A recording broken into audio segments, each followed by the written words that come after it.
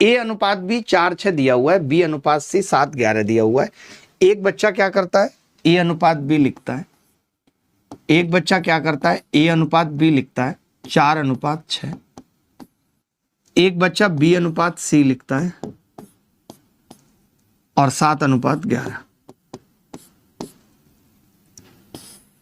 ठीक है, ये दो बातें लिखता है, A अनुपात B 4:6 और B अनुपात C 7:11। जैसे बच्चा क्या करता है कि वो यही सब दिमाग लगा रहा है, 7 चौक 28 लिख रहा है, 7 छिंग 42 लिख रहा है, 11 छिक्के 66 लिख रहा है, फिर भी ऑप्शन नहीं मिल रहा तो इसका आधा कर रहा है।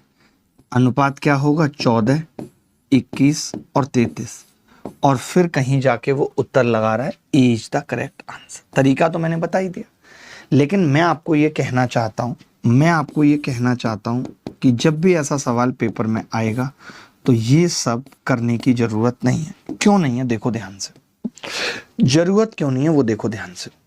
ठीक है, ध्यान से समझना। अब आप देखो ध्यान से, आपको ये समझ में आ गया कि A और B का अनुपात 2:3 है। A और B का अनुपात 2:3 है या नहीं? क्या ये 2:3 है 4 12? ये तो 1:3 है। क्या ये 2:3 है? नहीं है। क्या 11 23 2:3 है? नहीं। 7 दूनी 14, 7 तिया 21, ये 2:3 है। यानी पहले वाला ही 2:3 है, जो कि मैंने सिर्फ इतने से निकाल दिया, मुझे इस कमबख्त की तो जरूरत भी नहीं पड़ी। ये दिस इज कॉल्ड अल्ट्रा कैल्सी अप्रोच। सवाल देखिए, अब इसमें ABCD है। अब मैंने ABCD निकालने का तरीका तो आपको बताया, लेकिन मैंने कहा कि ABCD निकालने के लिए सबकी जरूरत नहीं है, क्या पता काम इससे ही हो जाए, यानी A और B का अनुपात 1:3 का हो। A और B का अनुपात 1:3 का हो तो आपने कहा ये तो 1:4 का है, उत्तर नहीं हो सकता, ये कुछ भी नहीं है, इसलिए ये भी नहीं हो सकता। 2 हो सकते हैं, कोई 2 हो सकते हैं। फिर मैंने कहा कि यार अब कोई एक पकड़ लो, या तो BC या फिर CD, जो आपको ठीक लगता है वो पकड़ लो। पकड़ना किसी ना किसी को पड़ता है जीवन में, अकेले जिंदगी नहीं कटती।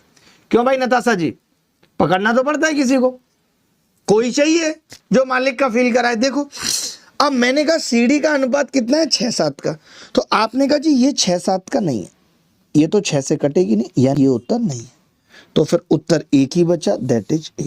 इससे क्या होगा, जब आप इस तरीके से सवाल को करेंगे, और मैं आपको बता रहा हूं कि ये जो मैं ट्रिक बताई है मैंने इन सवालों की, जो ये UCT ट्रिक बताई है मैंने, UCT ट्रिक, मैं इस पे इसलिए फोकस कर रहा हूं क्योंकि ये 100% सवालों में लगेगी। 100, कोई सवाल ऐसा होगा ही नहीं जिसमें नहीं लगेगी।